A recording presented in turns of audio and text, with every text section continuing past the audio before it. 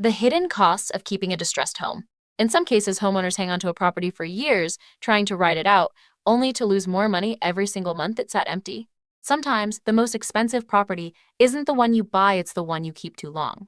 I'm AI Ava, Jeremy's assistant. Jeremy asked me to talk about the hidden costs of keeping a distressed home and why holding on often costs more than letting go. The hidden costs of keeping a distressed home can sometimes cost more than selling.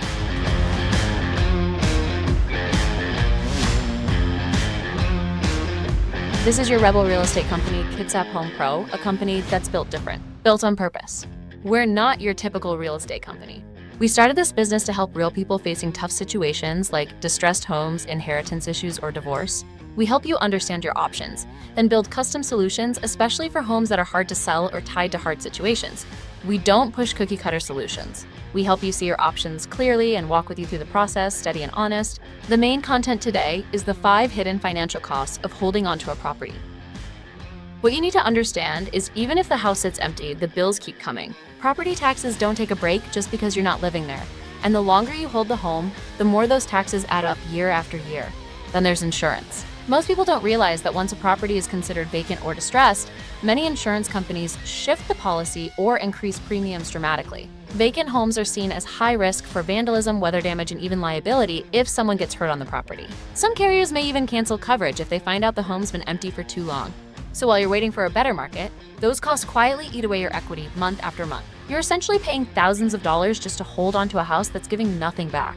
And every year you delay, those fixed costs chip away at what you thought you'd make when you finally sell. Leaky roof, broken pipes, rotting wood. The longer you wait, the bigger the repair bill gets. Especially when no one is at the home, you can put yourself at risk for squatters. What might have been a $500 fix last year could cost $5,000 this year. That's the reality of deferred maintenance. It multiplies. The damage doesn't just stay put.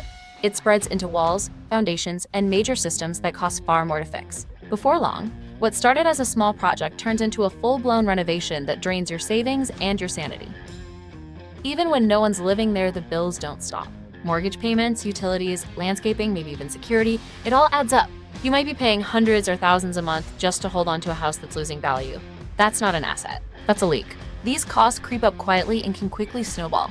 Before you know it, you spent a year's worth of mortgage payments on a house that's not giving you anything back. And every dollar you pour into maintaining it is one less dollar you could be using to rebuild, invest, or start fresh. A distressed or vacant home draws attention, and not the good kind. Cities can fine you for code violations, overgrown yards, or safety hazards. And if someone gets hurt on your property, even trespassing, you could be on the hook. Vacant properties can attract vandalism or squatters, and those situations often lead to unexpected legal and cleanup costs. Ignoring these risks can turn what feels like a manageable issue into a financial and legal headache that's tough to untangle. Here's the one most people never think about: opportunity. Every month you hold that property, you're missing out on something better: investing, downsizing, paying off debt, or just having peace of mind. The money tied up on that property could be working against you instead of for you.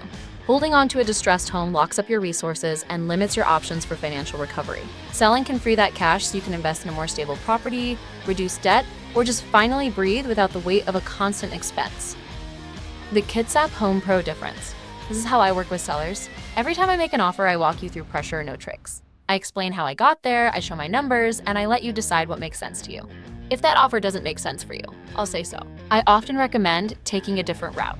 Working with me is not the only option. Depending on your situation, there might be a better option, or I might be the best option. I'll share my opinion of what's the best way for you to meet your needs. So, if you're holding onto a property that feels like it's draining you every month, financially or mentally, let's look at it together. I'll help you run the numbers, see the full picture, and find the best path forward. No pressure, no sales pitch, just real clarity. And if this video helped you see things differently, hit that like button and subscribe. It helps more people find the truth about real estate without the hype. And if you're in Western Washington and considering a cash sale, reach out. At Kitsap Home Pro, we'll walk you through your options. No pressure, just clarity. Last, if you found this video helpful, could you help me out by hitting that like and subscribe button? Thanks!